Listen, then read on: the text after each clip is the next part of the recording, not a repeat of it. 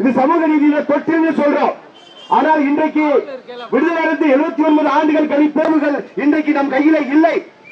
நீங்கள் மக்கள் தொகை கணக்கெடுப்பு என்பது ஒன்றிய அரசாங்கத்துறை தடுக்கிறது. ஏன் தடுக்கிறது? எதற்காக இவர்கள் இந்த ஆய்வை நடத்த மறுக்கிறார்கள்?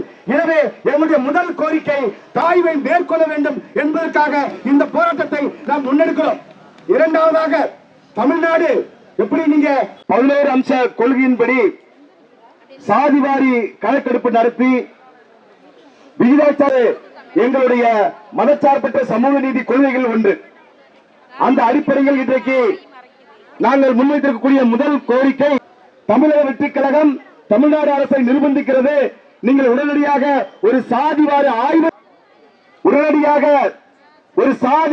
ஆய்வை காஸ்ட் வைஸ் சர்வே சொல்றீங்களோ அதே மாதிரி தமிழ்நாடு என்பது இந்த தமிழ்நாடு